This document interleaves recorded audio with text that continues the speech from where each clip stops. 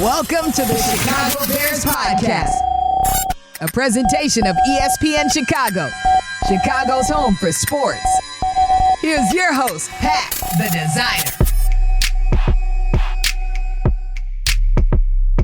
Bear on, Bears fans, another edition of the Chicago Bears Podcast coming your way. Pat, the designer, Chris Bleck, Adam Abdalla from the Bleck Abdalla Show.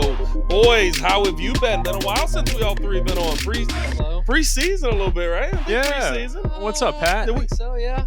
I mean, we've all been on individually, Sure. but Yeah. all three of us together. I think it was preseason. I think so. We had higher hopes than what played out. Yeah, a little bit. I mean, Yeah, that's true. I said 8 or 9, so 7 isn't far off, I guess. You're right in that range. You're right in that range. I think the way this season played out, it was more of, I don't think we saw the disappointment in the first month taking place, but they essentially turned out to be the team that we kind of discussed in last offseason. Yeah. A team that's on the way up, improving, having a little momentum into the next year, so into this current offseason. I don't know if Fields really accomplished what we all expected him to, and that's why the conversations in the last month have been so intriguing, because I think it allows us to suggest that the Bears need to use that number one pick on a quarterback. Well, and that's the biggest conversation that's going to be here this offseason.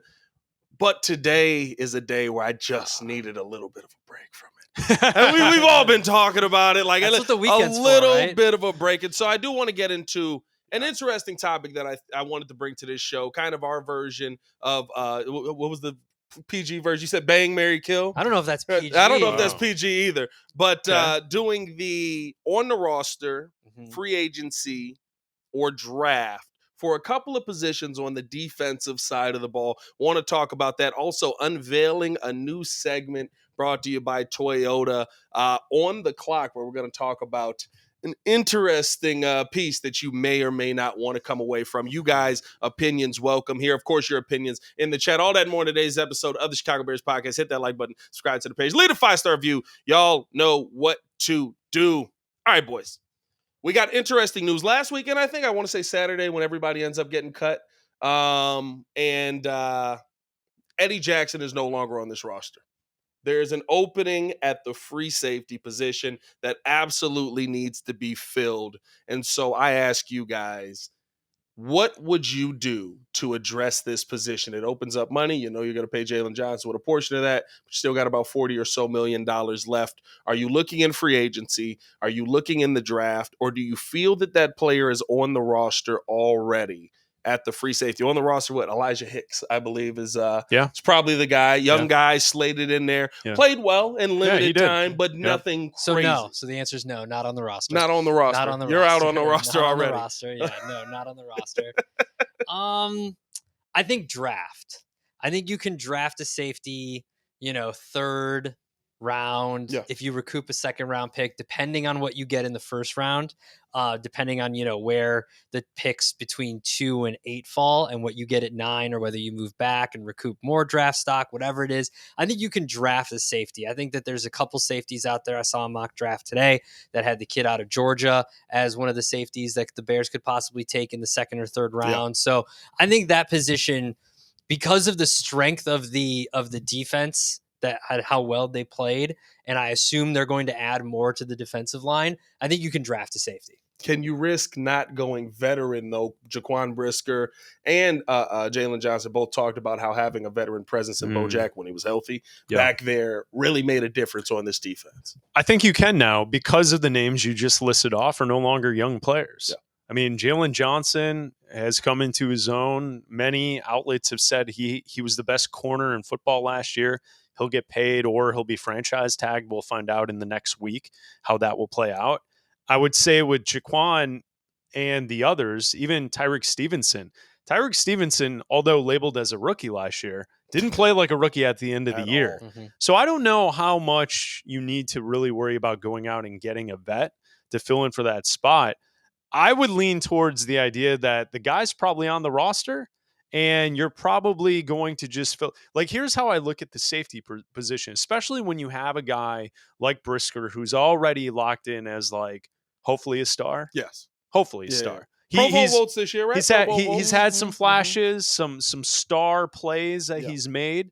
A little injury prone as well early on this year. To me, it's like the running back position. If you already have a stud at one of the safety positions, you don't really have to worry about the other guy as much. And so I think he's probably on the roster, and don't worry about it too much. And it's like the same school of thought with the running back. At this time in the NFL, you could draft a running back in the late rounds, 4 through 7 every single year, and someone's going to hit eventually. Yeah. And that's how I feel about that second safety position on a defense that's already pretty good with a bunch of young talent already in the secondary.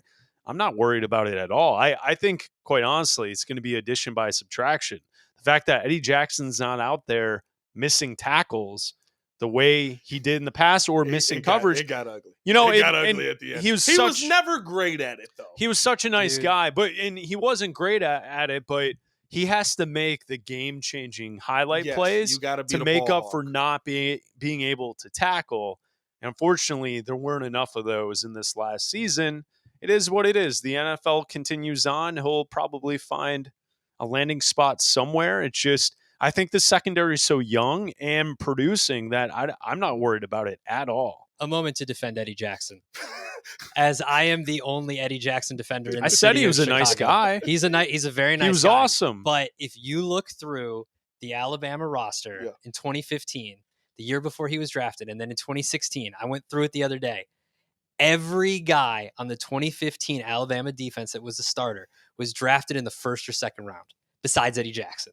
He was never a tackler. He was never going to be a tackler. That's not what we're talking about. No, we're talking about with that. The Chicago Bears and when he missed tackles. But he absolutely did miss tackles. But he was never a guy that was a tackler. So to ask him to do something that he couldn't do before, because he wasn't a good tackler at Alabama. But that's not what we're talking about. No one said that, hey, just come here and don't tackle. Like, you're an NFL player in the secondary. No, you have to tackle. I understand that, but he was drafted you're making to excuses be, now. He's drafted to be a guy he couldn't be. He was a returner So he Alabama. wasn't supposed to play safety? No, he was drafted to be a safety. He did play safety, but look at the dudes on that defense. First and second round picks, great. Every single one of them. He was one of the worst guys on that defense of a championship defense that all of them went to the NFL. What did that have to do with not being able to tackle last season? My point is that he was never able to tackle. So to dog him for not tackling is something he didn't ever do. I would dog him more for, not dog him, I don't want to say that, but I think the fact that, like Bleck said, the game-changing plays went away. Yeah. Right. When the he wasn't able to get the football anymore. You can't be that guy. You were never the tackler. Mm-hmm. I'm willing to deal with that. Yeah.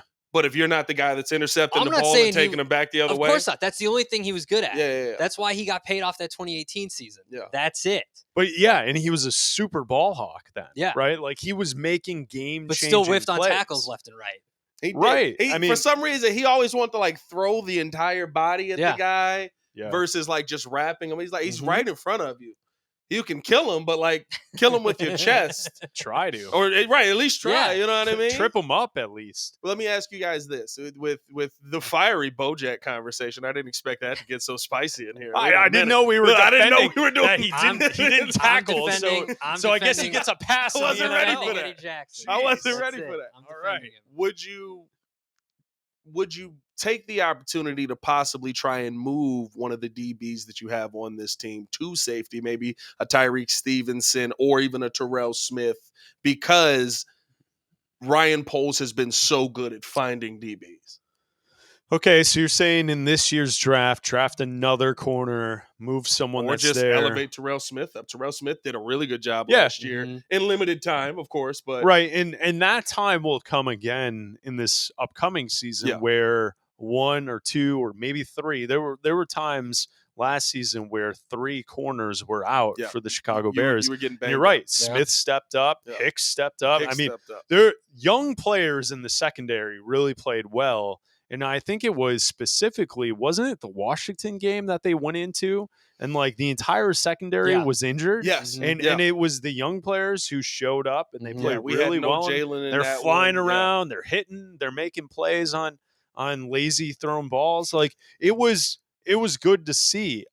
Yeah, I mean, it's certainly possible. And I think Ryan Poles has shown that he can draft at that position because I think Gordon, Stevenson, I think good DBs in 2 drafts. Yeah. Yeah, pretty good. So I would have faith in that to say draft another one, 3rd, 4th, 5th round, and then elevate someone else perhaps to a different position in the secondary. I'd be okay with that. Yeah, I'm fine with it too. I just think they need depth at everything because 100%. people dogged Eddie, but like the second he was hurt, not last year because you added more depth, but years before that, when he got hurt, it was like, great, Eddie's There's nobody back He's there. not in there. It's like, okay, just wait to see who's behind Eddie Jackson. You know what we and got it's not back there? great. We got Kendall Vildor. Yeah, exactly. And it's like, this is bad. He's still making plays. He's still letting the ball bounce off his face. We all, that is what it is. Let's I'm not gonna lie. There was a part of me that was so happy. Like I was the one guy that like I have standing beef with Detroit just because of Detroit. Yeah. Right. Going to Blackhawks games as a kid and like you try to get a Detroit sucks chant going, Yeah. and it doesn't work because we suck. So like there's no Blackhawks fans in there, right? Yeah. You go to the Tigers game. The Tigers have taken over the cell. Yeah, I mean, so I got standing Detroit beef. Yeah. I was happy that they lost, and I was so much more happy that Kendall Vildor's ball bouncing off of his face into the hands of Brandon Ayuk made it so much better. I'm not gonna lie. I'm petty. It is what it is. When you guys look at the edge on this team, the edge has been a very talked about position. This is a position where the Bears could possibly spend money, have been linked to a couple of guys in free agency. Do you think that the answer at the edge right now is on the roster, in free agency, or in the draft? On the roster right now, DeMarcus Walker basically is opposite Montez Sweat as your number one. 3.5 sacks last year, 30 combined tackles. My answer would be the draft. I think with the 9th pick, you can get someone who's a game changer to be on the opposite side of Montez Sweat. I know that it's fun for Bears fans to have a dream scenario of a quarterback and a wide receiver both being selected in the top 10 picks. But I think it would make more sense for this team to use that draft pick on a player as an edge rusher. And like, could we be talking about a defense that's top 3 next season if you're able to do that? I think we are. Yeah. I think we're looking at a defense that could be a playoff caliber defense. And then as long as they figure out the quarterback and the offense, like that should be our expectations when we get to next season. So I would draft that edge rusher to go on the other side of Sweat. Some good names out there, though. Danielle Hunter's out there. I mean, yeah. I mean, did the opinion on Chase Young change at all from the Super Bowl? Super Bowl, he looked a lot more the pass rusher we've seen than the games before. I know they're different than bowl games, but like everyone is watching the playoffs as opposed to, you know, what we see on the red zone. Yes. And Chase Young has one bad game. And everybody's like, oh, this guy sucks. You can't bring him on the team. It's like, okay, just wait for the Super Bowl. He's unique in Ngakoue, though. Yeah. Like he's not going to be out there versus the run. You don't want to see that. No. I think that and he needs to play off someone else. But Sweat, somebody he's already played off of. There's a lot of really good edge rushers out there. Burns probably ends up getting tagged. I think a lot of them end up getting tagged. I think Josh Allen gets tagged. I think that Chris Jones, who you can move all over the place on the line, gets tagged. And I think that I think you're going to have to go in the draft. And most of the mocks that I've been looking at have kind of had this like wide receiver run after Marvin Harrison Jr., like with Joe Alt mixed in. Yeah. So the guys aren't there for the Bears, Malik Neighbors isn't there. Roma Dunze isn't there. Obviously, Marvin Harrison Jr. isn't there. But the guys that are there, Dallas Turner, Jared Verse, those guys are all there. So I think that you address it in the draft also because that's a lot of money to have tied up on your defensive line when you still need a 3 technique. You still need other guys that you can pay. If you draft, let's say you draft Jared Verse or Dallas Turner and they turn into, the next Chris Jones or the next Yannick Ngakoue or something like that, then you've got them on the cheap for the next 5 years. Yeah. And it makes it easier to go the draft route because Sweat's on the other side. You have more time for somebody to grow, have more time for somebody to be in there. But that's why I asked the question right on the roster. We've seen Zach Pickens off of the edge. Could he be somebody that maybe slots in there a little bit? DeMarcus Walker, I think they basically benched him and then brought him back. And when he was with Sweat, he looked more manageable. He looked more like a legitimate but look at the difference player. when it was Ngakoue and Sweat. Like you need legit star talent at both those positions. I would also throw out the idea that if you go the route of the draft, isn't the hope that this guy is actually better than Montez Sweat? Depends on where you draft him at. If you use 9, I would think if you use 9, if you take him 9, if you use 9, yes, you're hoping that they're drafting a monster, who shows up and can move bodies and get after the quarterback. Yeah. And like at that point, I mean, the sky's the limit for this defense if they were able to do that and combine the whole secondary conversation we were having. The tough part about that is, though, right? Like I know we're speaking specifically defense right now, but there is a need on the offensive side of the ball to add wide receiver, to add a center for sure, right? I'm not saying you take that guy at 9, but maybe 9 is the piece you use to move down to get more draft capital, more into a position to take that guy. I don't know if you can make a commitment to a young quarterback without making some kind of other commitment to somebody on the offensive line if they do take Caleb Williams, because that's, to me, the sin that Ryan Pace made. He's like, hey, Mitch, here you go, and there's Allen Robinson for you. It's like, hey, nobody's blocking over there. So you mentioned Danielle Hunter. Yeah. Like, that's $20 million. What if they took, instead of going that route and going with free agency for the rusher, like, what if they brought in Mike Evans to go with DJ Moore, and then, you draft a wide receiver perhaps later in the draft, and you have 2 vets, one guy who's in his prime, another guy who's not in his prime anymore, but is a Hall of Fame wide receiver. Yes. Like, that would be pretty good for a young quarterback, wouldn't it?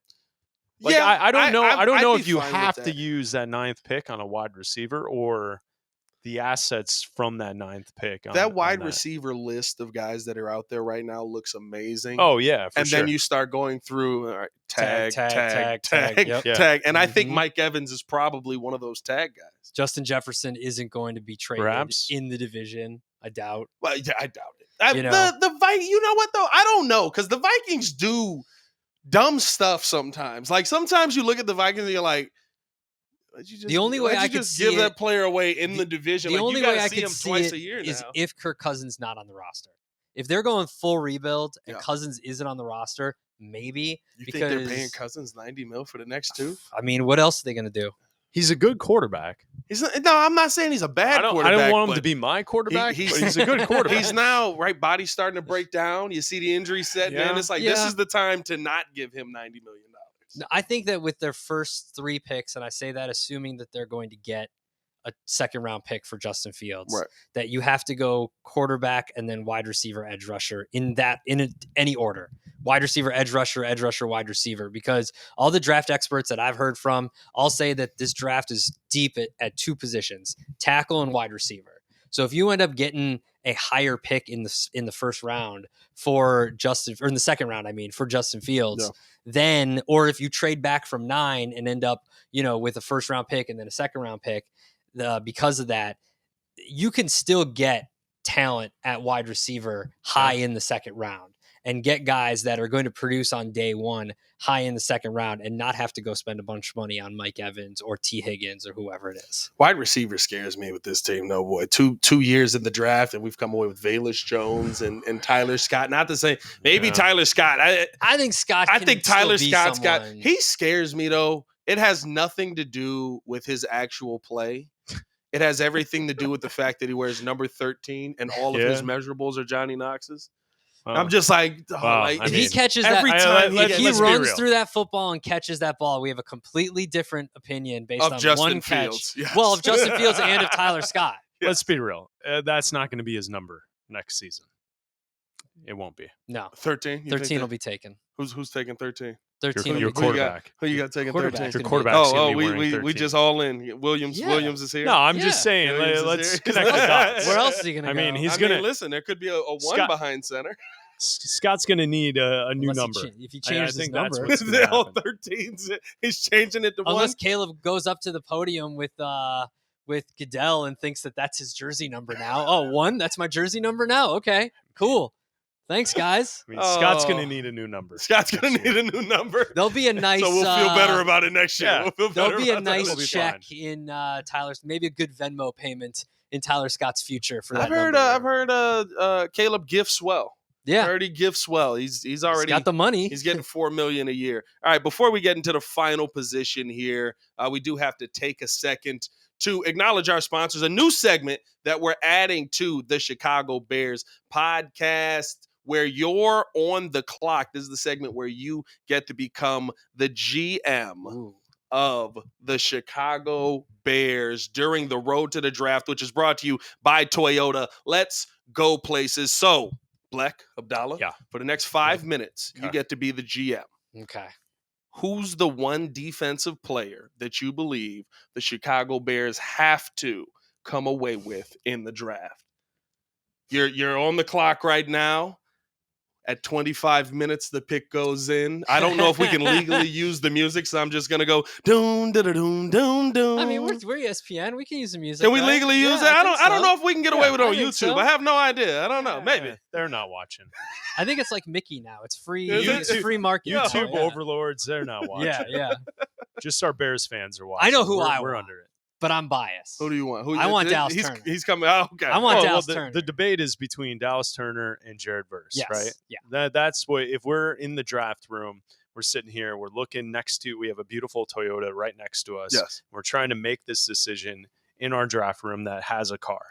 The draft room. Are we drafting from the car? Can we do that? Well, that's how we turn the card in. We drive it up. We drive the card, yeah, we drive it on up. the stage. Onto the stage. And just hand the card to and then Goodell whoever and leaves in the truck with us. No, Yeah. but you got to reverse off to show off all the reverse cam features and all that. I love it. I think our board would have those two individuals, and then we're trying to break down what they did last season at Bama and Florida State, and we're kind of looking at the measurables, what happens at the combine in a couple weeks.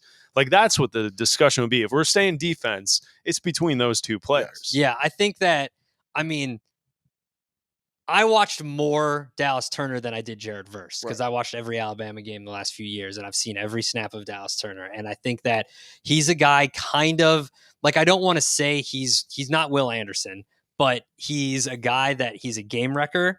He doesn't take plays off. He changes everything on the field. Everybody has to be aware of him. He's going to be a guy that does everything on that defensive line. I can say the same thing about Jared Verse, though. But I haven't seen as much Jared Verse, and I'm obviously biased as an Alabama fan. Right. So I would lean toward Dallas Turner. Now, you're taking, and you guys as the GM, you're taking Caleb 1. Yeah. Will he be there 9? That is the biggest question here. Will he be there for you at 9? So I think that's where I'm not moving up to go get one of these players. No. So I agree. We're selecting the quarterback, and we all saw the measurables, everything, personality test pass. Caleb Williams is our pick. We sent it in the Toyota off on its own. Right. He's already driving. He's off. It picks the player up on he's the off. Way. He's gone. He's out. We got a new Toyota now for the there's multiple Toyotas on the stage. When we look at 9, I'm not convinced Dallas Turner will be there. Right? So I think that's where we might set up the big board and say he's our best player at that position, but I'm also not moving up to get him. Correct. So that's where, Jared Verse. Where do you feel like he's going? So you got, of course, Washington, New England, they're taking quarterbacks. Arizona's probably taking MHJ. I've seen a lot of the 6, 7, 8 range I've before. Seen Tennessee. And that's where the conversation we were having earlier on the podcast, if there is a run at wide receivers, like perhaps the Bears get that best player that just falls in their lap because other teams are desperate for wide receivers. I think that would be the best case scenario. It's going to be interesting to see that's seeing either of them fall. I do think you'll get one of them to fall. Yeah, I don't think it'll be. I don't think both will be off one the of them board will be at there, 9 for sure. Like, how big is the gap between them? I don't think it's that big. I think that when you look at it and you set up the board, like Chris has said, these are our 2 guys, and if one's available, I'm taking Turner. Yeah. But if he's not there, I'm not mad taking Verse. Like, I'm not upset by taking Jared Verse. I'm like, all right. Okay, so let me ask this. Last year we were together on draft night at Soldier Field. Yep. Jalen Carter was the talk leading into the draft. The Bears were in position if they wanted him to take him. Yep. They didn't. They had their guy that they wanted, and they were able to move back, collect some assets, and get that guy. I don't feel like either one of these players that we're debating here fits that kind of hype. Yeah. Heading into this, where there's like the entire fan base thought that there's a player that they need to go out and get, and they didn't end up doing that. Right. I don't feel like either of these two edge rushers are really that kind of name, hype, caliber of player that maybe Jalen Carter was last year. I would agree with that. I think there would be if the quarterback class wasn't so stacked. Like if we weren't so hyper focused, because we weren't as high on Bryce. Nobody was as high on Bryce. Exactly. And we didn't expect 3 to go off the board before 10. Because remember, it was like there was Will Anderson, there was Jalen Carter. Yeah. Like those were the guys everyone was talking about and not really the quarterbacks. This year, we're so hyper-focused on the quarterbacks because of the talent is those first 3 spots. And then Marvin Harrison Jr., Rome Odunze, Malik Neighbors, like Joe Alt. Like we're talking about all these players and there's like, oh yeah, there's 2 super talented edge rushers that are just sitting there too in the top 10. Yeah. So the card has got to go in now. Doom, doom, doom, doom. Who you going? Yeah. Dallas Turner? Dallas Turner, yeah. Dallas Turner. Dallas Turner. Yeah. Will he be there for us? And that is the biggest immediately question. purchase his jersey. His jersey. You're not going jersey. You're not a jersey guy. I'm not a jersey What's guy. he wearing? Little big on you? Huh? What's he wearing? What number? I think he can still keep his number. I'm trying to think if the Bears have. What was his number at Alabama? Oh, man, I can't put me on the spot. You're an Alabama fan. I've smoked too much. I'm not good at numbers. Whoa. Oh, wait, that's legal now. You're good. Never mind. Yeah, it's illegal. I smoke too much weed now to remember numbers like that. When you said Caleb Williams we had to be like someone else is going to be 13. I had to be like, oh, Caleb Williams wears 13. Caleb Williams I had to wears think 13. of it too. Like it doesn't always 15. Oh, he's going to change that. You're not going to be 15. Yeah, he's not getting 15. You can. 15 is Bigs are wearing yeah, that's true. It just looks weird. lower though. numbers all the time. It just now. looks weird. You've seen linemen. No, I know. Who was the lineman for the Eagles? See, Edge rusher. He wears number 2. So. Riddick. Yeah. He wears Yeah, number Riddick. 2. Yeah. It feels wrong though. It does feel wrong. Of course, it does feels feel wrong. Yeah, I You're can't. right. That's Every fine, though. He can fiber be of our 15. football fandom, it feels Do the Bears wrong. have a 15? I don't believe so. I think everybody's kind of avoided that number since Brandon Marshall, right? Wouldn't it be March 15? What did Bajent wear? Ooh, that's a good question. Yeah, I don't know. See, No, Bajent was I'm right. 9. Wasn't Bajent 9? So what was the punter? Because the punter had a number in that mix too. In like the 12, 13, 14, teens. 15. I don't know.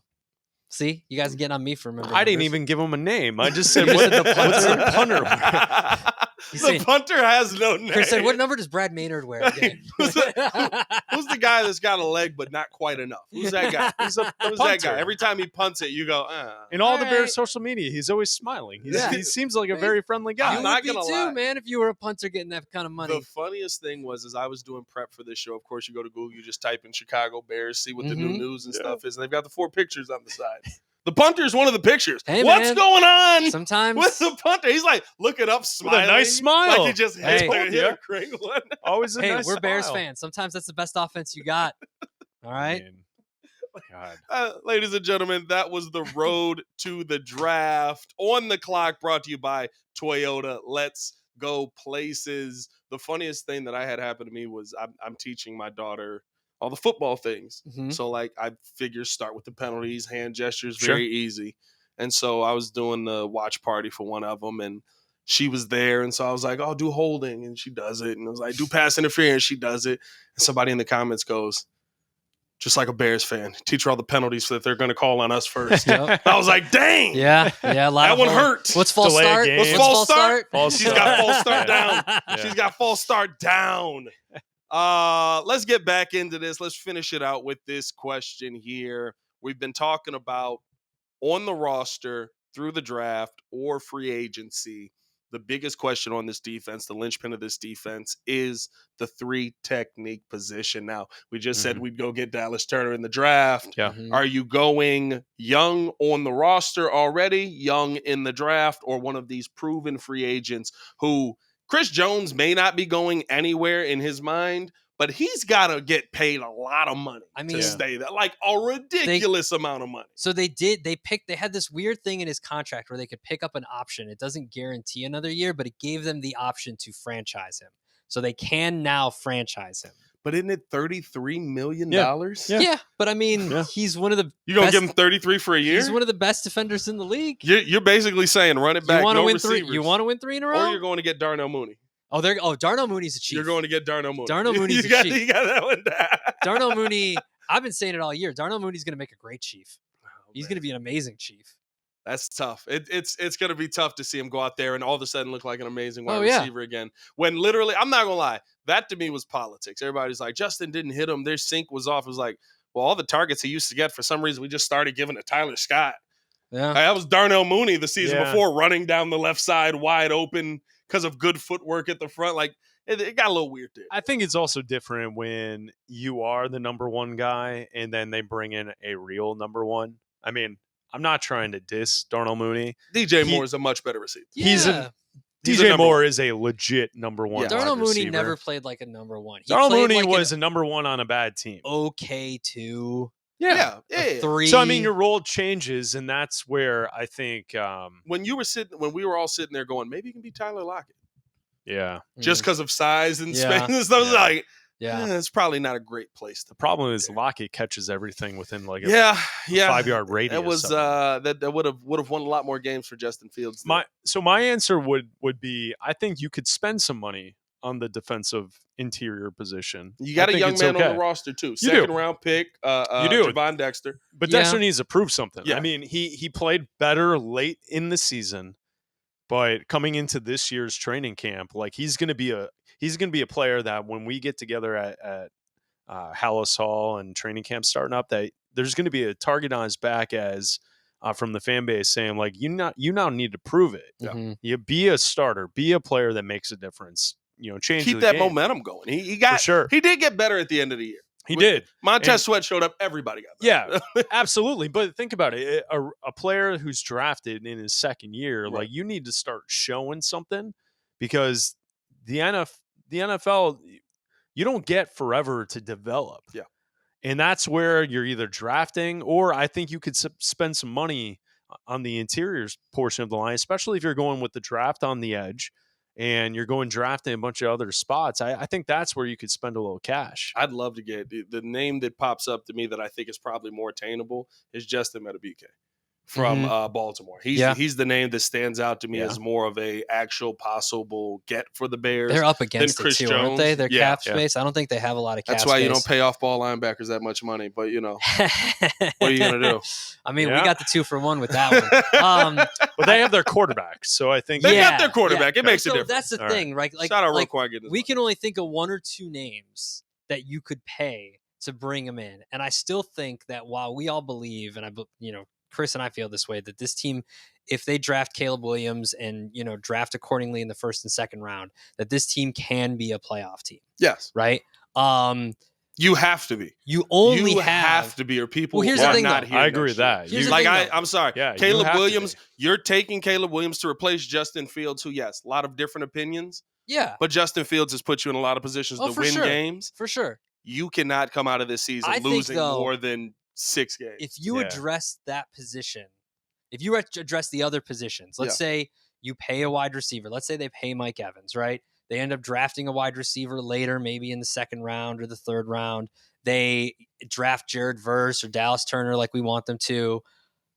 I think they might go with who they have on the roster as 3 technique and then just wait until next year's draft and draft someone with that first round pick. Because I do think that while the hopes are to make the playoffs and the goal is to make the playoffs, from what we've still heard from Ryan Poles and Matt Eberflus and Kevin Warren is that this is still a team that's going to be built the right way, and spending all of your money for the foreseeable future in this year's draft and not having cap space for the future is not something that I think that this team is going to do.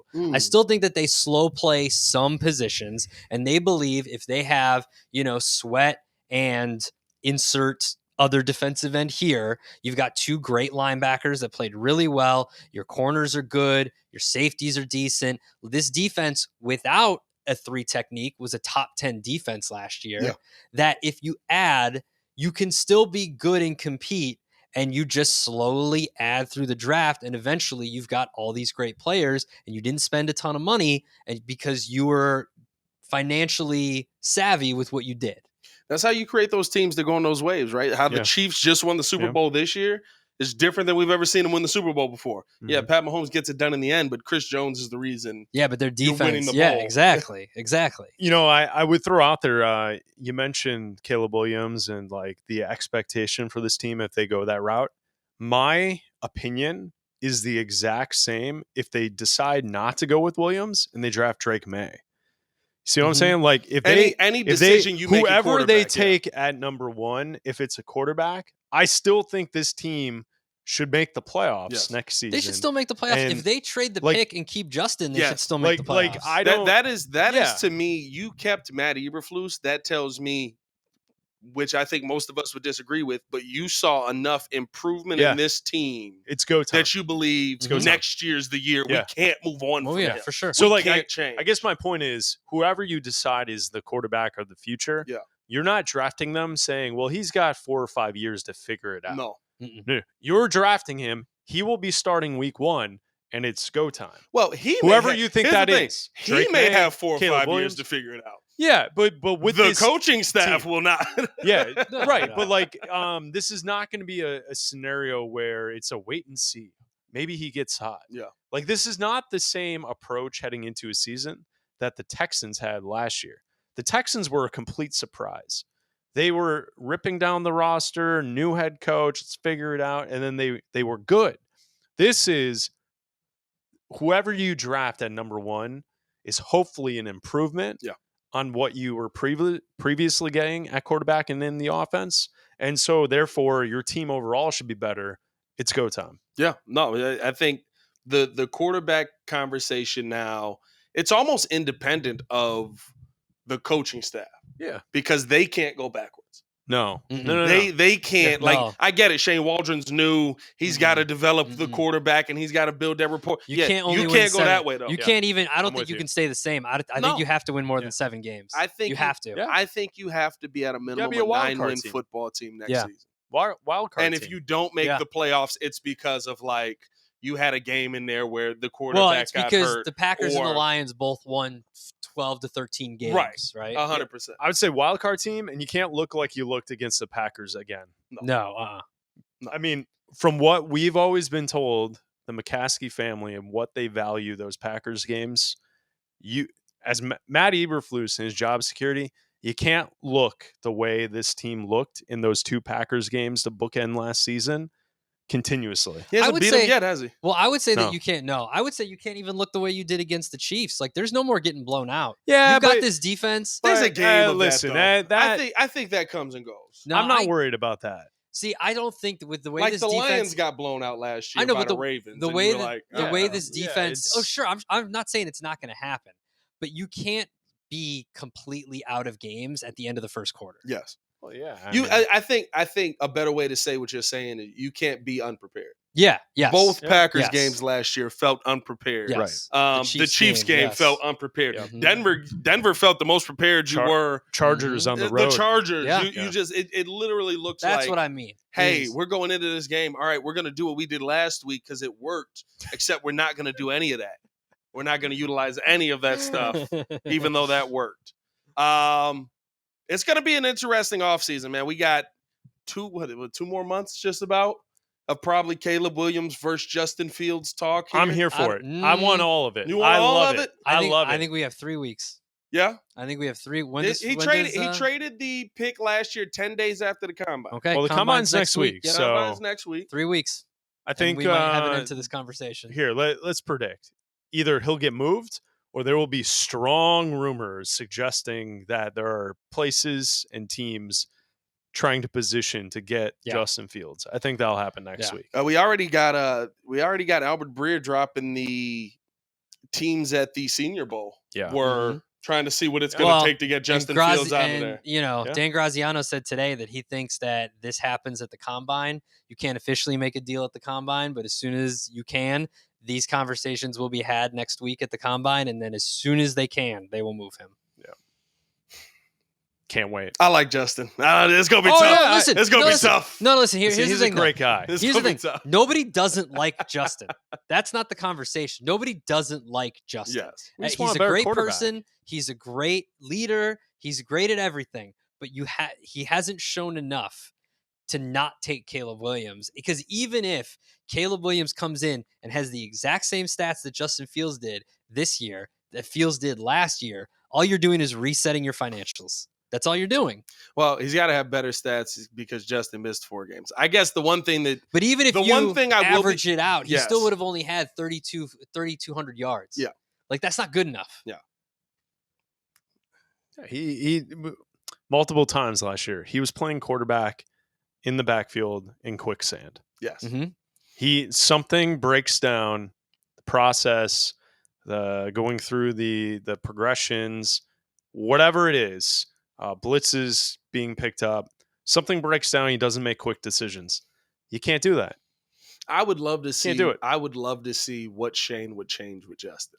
That's the only. I would love to see. He that would change Justin. Well, that you're right. That might be the possibility. It'd be cool to see it. But remember, like the entire conversation with Getsy was, we're going to change Justin's footwork. Yeah. We're going to change his form as he goes. And I look at his rookie highlights, and I'm like, man, he was quicker. Yeah. He dropped back quicker. He attacked quicker. His decision making was quicker. The last 2 years with Luke Getsy, he was thinking. He's wasn't thinking. Just doing he's just dropping the drop back. Even the footwork is just slow, and it's like, you don't have that much time back there, dog. Yeah. So 3 weeks, you say? 3 weeks? 3 weeks, we'll have an answer. We'll see what it's gonna be, man. Let us know how you guys feel. What route would you go with these defensive positions? Would you go on the roster? Would you go through the draft? Or would you go in free agency? We talked about 3 technique, safety, and, of course, that edge rusher. Let us know in the comments below. For Chris Bleck and Adam Abdalla. Adam Abdalla. I say a lot, so. I'm Pat the Designer. Y'all stay safe out there, Chicago. Bear down. Peace.